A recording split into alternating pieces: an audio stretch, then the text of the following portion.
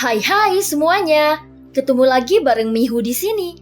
Oh iya, kali ini Mihu akan membawakan alur cerita dari film Donghua yang berjudul Battle Through the Heaven. Mihu mengingatkan sekali lagi ya bahwa konten ini full spoiler. Mari siapkan cemilannya dan mari kita mulai alur ceritanya. Melanjutkan dari kisah sebelumnya. Pada saat ini tidak terasa sekarang Xiaoyan sudah tiba di dunia Dewa Iblis kuno. Tapi dia langsung menemukan perbedaan paling jelas antara dunia Dewa Iblis kuno dengan dunia Senshi. Artinya dunia Senshi sebagian besar didominasi oleh bintang dan alam. Sedangkan untuk dunia Dewa Iblis kuno didominasi oleh berbagai klan dan warisan darah. Dan ada banyak klan kuat yang ditandai di dalamnya. Xiaoyan pun menyelusuri semua daftarnya. Dunia tersebut rupanya tidak terbagi menjadi beberapa lautan kampan seperti dunia Senshi. Dunia Dewa Iblis kuno ini adalah satu kesatuan seluruh bentuknya seperti awan. Tidak beraturan, tanpa tepi yang tepat, sehingga ruang dan bintang misterius yang tersembunyi tidak sedikit. Akibatnya kekuatan yang lebih besar terbengkalai di dalamnya, dan mereka diam-diam tumbuh dalam kekacauan. Dahulu kala dunia tersebut juga merupakan salah satu dunia yang paling kuat dan bahkan berani menginvasi dunia Senshi. Namun mereka tidak menang dan pada akhirnya mereka hancur. Leluhur dunia Dewa Iblis kuno yang ditindas oleh Su Tianli bahkan percaya bahwa dunia tersebut akan kembali lagi. Ini hanya ekspektasinya selama puluhan ribu tahun dan dia dipenjara di dunia Taisu. Padahal faktanya Dewa Iblis kuno sendiri kini dalam bahaya. Belum lagi invasi dunia Senshi. Bahkan sekarang dunia Dewa Iblis kuno pun telah terpengaruh oleh invasi dan kehilangan kendali dunia. Dunia yang dilindungi dapat pergi ke berbagai subdunia yang kuat tanpa perlu keajaiban dunia. Selama jumlahnya cukup dengan bimbingan orang kuat, seseorang dapat memasuki dunia Dewa Iblis kuno. Oleh karena itu, situasi saat ini di dunia Dewa Iblis kuno bahkan lebih buruk daripada situasi di dunia Senshi yang sedang diinvasi oleh dunia Taisu.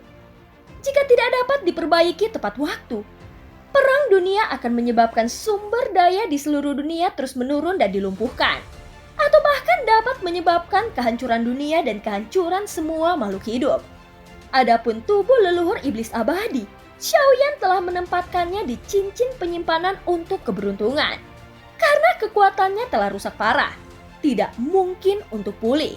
Dan Xiaoyan tidak ingin bergantung pada tubuh iblis abadi.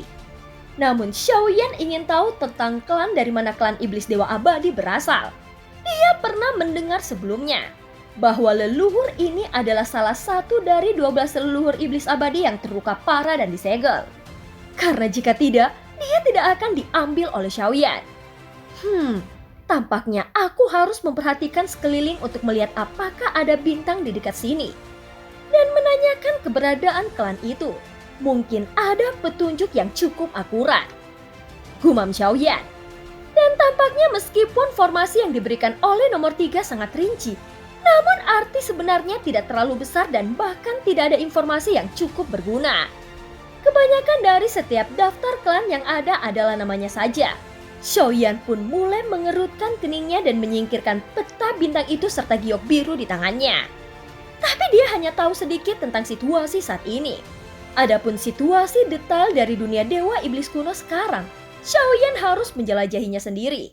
Kekuatan kehampaan di dunia ini sebenarnya jauh lebih kecil daripada dunia Senshi.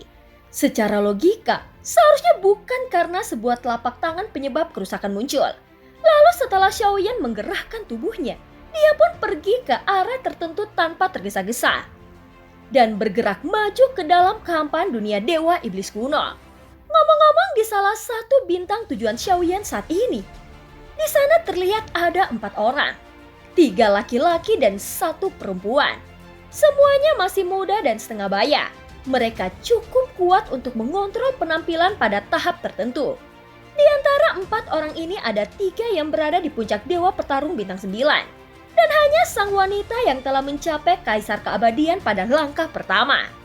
Meskipun terlihat cukup cantik dengan wajah yang halus dan kulit putih, namun ada hawa dingin yang menyebar dari tubuhnya. Sementara itu ketiga pria lainnya berpenampilan biasa saja. Namun ekspresi mereka tampak buruk dan terus melihat ke belakang. Harusnya kita membuang bunga Mingling ini.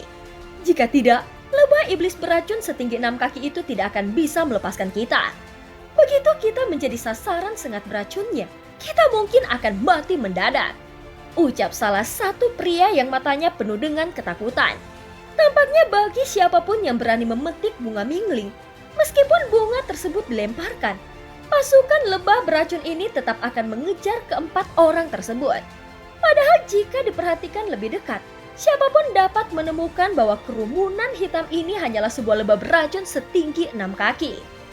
Pada saat ini mereka berempat mulai bergerak maju dengan kecepatan penuh. Tapi meskipun mereka cepat, jika wanita ini tidak mengambil tindakan dari waktu ke waktu untuk memblokir bagian belakang dengan serangan yang dibentuk oleh kekuatan keabadian, lebah beracun ini pasti sudah menghabisi 4 orang itu sejak lama. Namun meskipun begitu, wanita itu menjadi semakin lelah. Lagi pula dia hanya di langkah pertama. Ada banyak lebah beracun di belakang dirinya. Dan mereka semakin dekat seiring berjalannya waktu. Segera dalam sekejap mata, lebah beracun setinggi 6 kaki ini berhasil menyusul.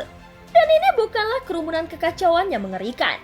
Lebah beracun setinggi 6 kaki ini menyusul dan mengelilingi 4 orang dari segala arah. Dari kejauhan, ratusan lebah beracun ini hampir menutupi tubuh keempat orang tersebut. Mereka benar-benar terendam dan sulit untuk terlihat. Mereka sendiri mengenakan pakaian yang sama, dan sepertinya mereka memang berasal dari klan yang sama. Akan tetapi dengan segerombolan lebah beracun setinggi 6 kaki ini, asalkan mereka mengundurkan pertahanan, sengatnya akan keluar seperti anak panah yang melesat dengan kecepatan tinggi. Selama salah satu dari mereka terkena, musuh pasti akan terbunuh. Dan meskipun lebah beracun yang kehilangan sengatnya akan mati, mereka tidak akan membunuh temannya. Tentu saja jika mereka memakannya, mereka juga akan memakan mangsa yang telah mati tertusuk oleh sengatan beracun pasukan lebah ini. Oleh karena itu lebah beracun setinggi 6 kaki ini sangat berbahaya. Dan mereka juga sangat mendominasi di dunia dewa iblis kuno. Mereka semua takut memprovokasi pasukan lebah yang menjebak mereka di sini. Karena ada terlalu banyak orang yang mencoba menyelamatkan hidup, tetapi tidak ada cara untuk keluar. Lalu seiring berjalannya waktu, konsumsi energi dari 4 orang itu pun menjadi semakin besar. Tidak banyak ramuan dan berbagai metode yang tersisa. Lebah beracun setinggi 6 kaki itu paling takut terhadap api. Aku telah mengirimkan permintaan bantuan. Tempat ini agak jauh dari bintang kita. Tapi tempat ini agak jauh dari bintang kita. Ucap salah satu pria yang bersikeras pada rencananya. Tapi di sisi lain, wanita yang bisa menyelamatkannya malah mengerutkan kening dan terlihat sangat suram. Jelas kekuatannya sudah terkuras paling cepat. Jika dia bukan seorang keabadian, di bawah pengepungan lebah beracun ini, mereka berempat pasti akan tercabik-cabik, menggerogoti mayat mereka dan kini semuanya pun tampak pucat.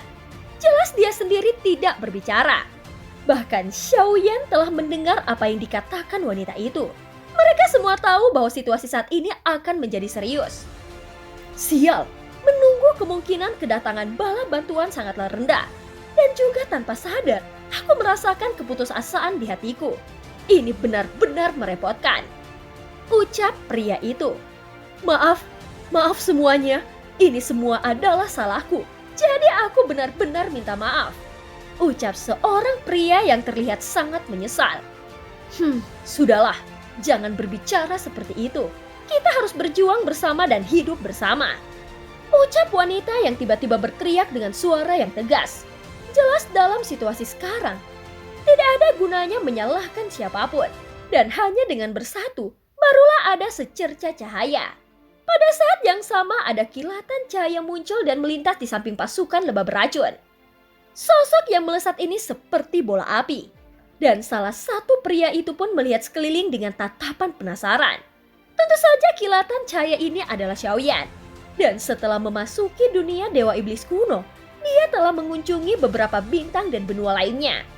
Tingkat benua dan bintang ini semuanya sangat rendah. Tidak ada apa-apa untuk tinggal di tempat menyedihkan seperti ini. Tidak ada gunanya untuk terus bertanya-tanya tentang dunia. Jadi Xiaoyan terus berjalan berkeliling mencari bintang lain melalui peta bintang yang ada di tangannya. Lalu tanpa diduga, ratusan lebah beracun di langit menarik perhatian Xiaoyan. Api pun langsung menghapus seluruh tubuhnya. Dan dia melihat sekilas bahwa ada yang terjebak dalam gabungan lebah beracun itu dan jumlahnya adalah 4 orang.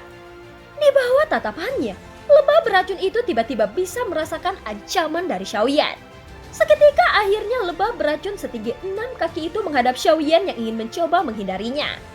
Di sisi lain, 4 orang yang sebelumnya terkepung pun segera berdiri. Mata wanita itu berkedip-kedip dan dia terkejut di dalam hatinya. Sekilas dia bisa melihat nyala api samar di tubuh Xiaoyan. Itu sungguh luar biasa dan matanya yang indah terus menyaksikan Xiaoyan. Senior, aku ingin kau dekat dengan klanku. Dan aku pasti memandang senior dengan hormat. Terlebih lagi senior harus mengambil tindakan. Dan junior ini pasti akan mengungkapkan rasa terima kasih. Ucap pria pertama dengan wajah memohon. Tentu saja dia memiliki keinginan yang kuat untuk bertahan hidup. Jadi dia takut kehilangan kesempatan. Kemudian mata beberapa orang itu tiba-tiba menunjukkan kegembiraan. Dan mereka dengan cepat menangkupkan tangan masing-masing dengan hormat dan mulai membuka pembicaraan. Senior, aku adalah keturunan dari klan Jin. Kami terjebak oleh lebah beracun setinggi 6 kaki ini. Jika senior mengambil tindakan, keluarga Jin pasti akan berterima kasih kepada senior. Ucap salah satu pria dengan perlahan. Xiaoyan pun segera melirik ke 4 orang itu dengan tenang. Dan dia malah mengalihkan pandangannya untuk melanjutkan pengepungan. Seketika 4 orang itu pun berteriak dan langsung dikepung oleh lebah beracun. Kini 4 orang itu tampak suram. Dan salah satu laki-laki itu juga terus berteriak keras.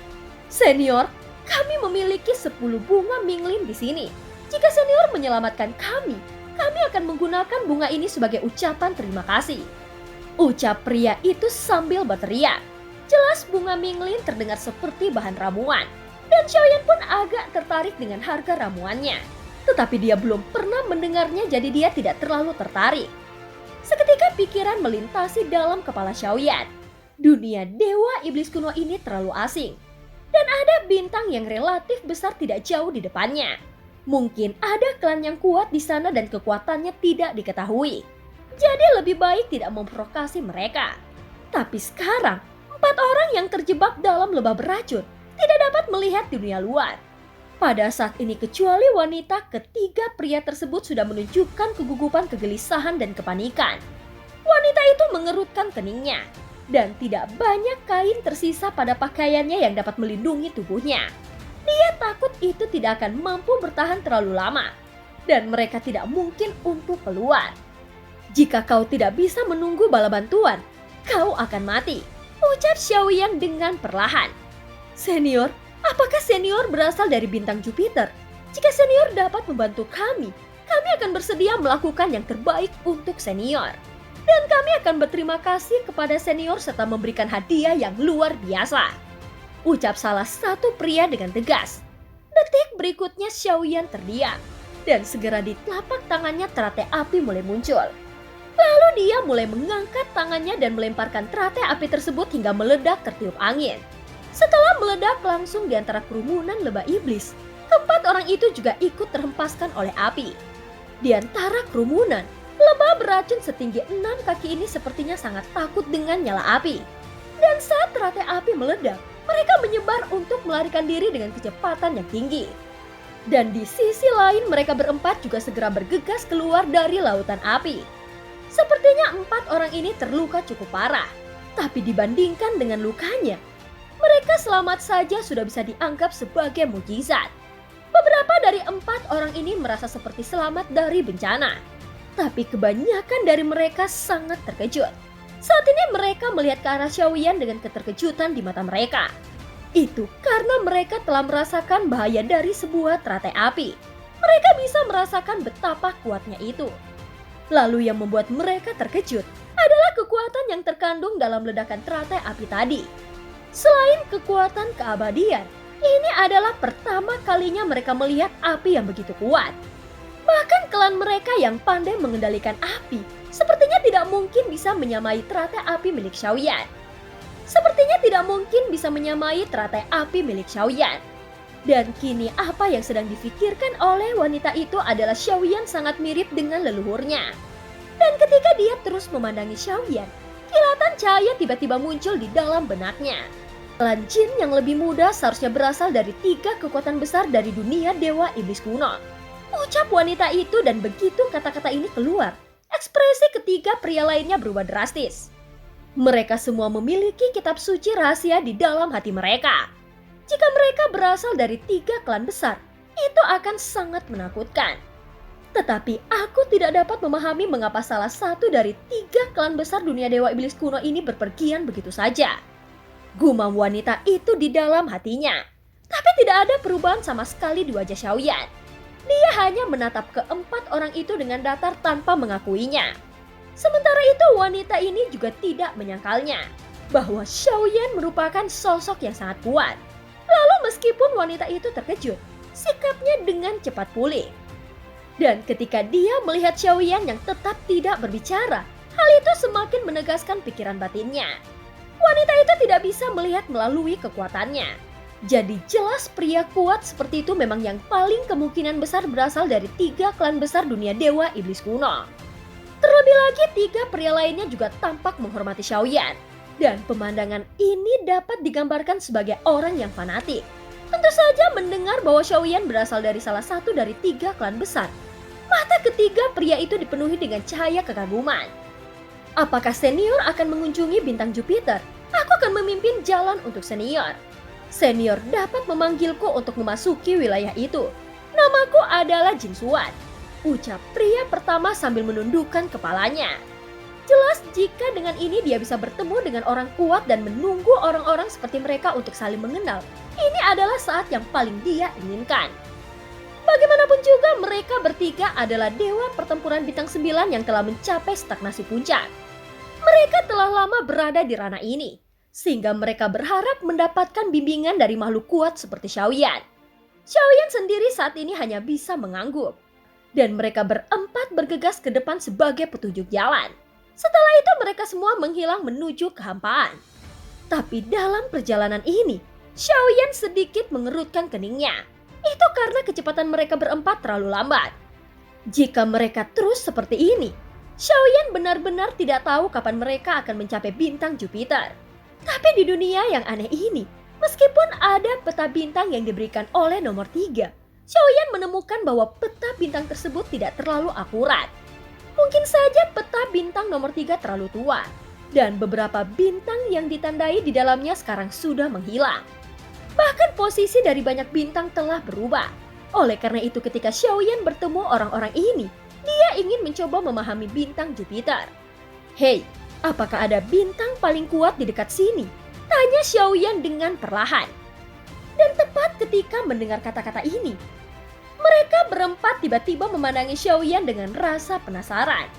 Lalu setelah mendengar pertanyaan Xiaoyan, dan tepat ketika mendengar kata-kata ini, mereka semua langsung memandangi Xiaoyan dengan wajah terkejut.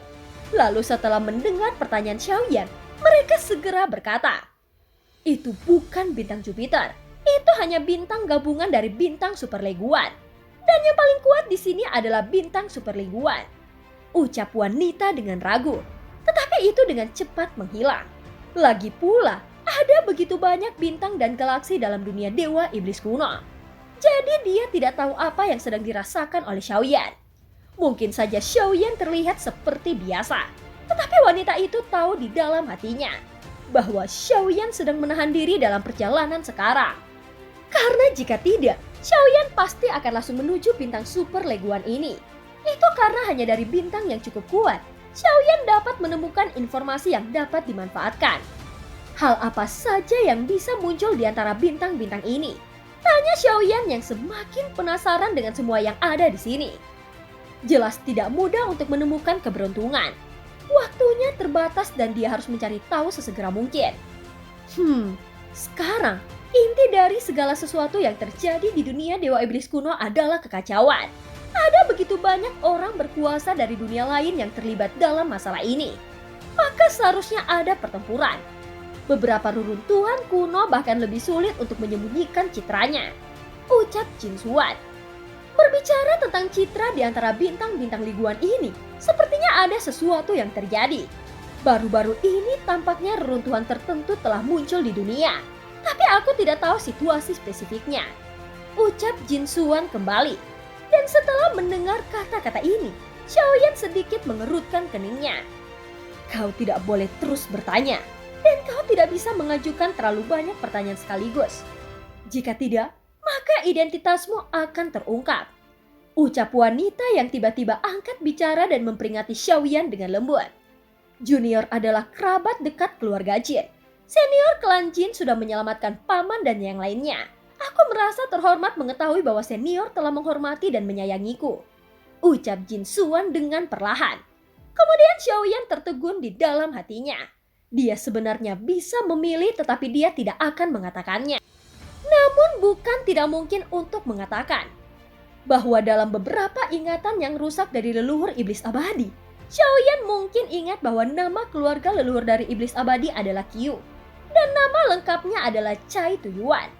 Xiaoyan tidak menyebutkan nama lengkapnya, karena dia tidak tahu dari klan mana leluhur iblis abadi itu berasal. Dan dia juga tidak tahu klan macam apa yang ada di dunia dewa iblis kuno ini. Dan film pun berakhir. Terima kasih udah dengerin Mihu dari awal sampai akhir ya. Sampai jumpa, sampai jumpa, sampai jumpa.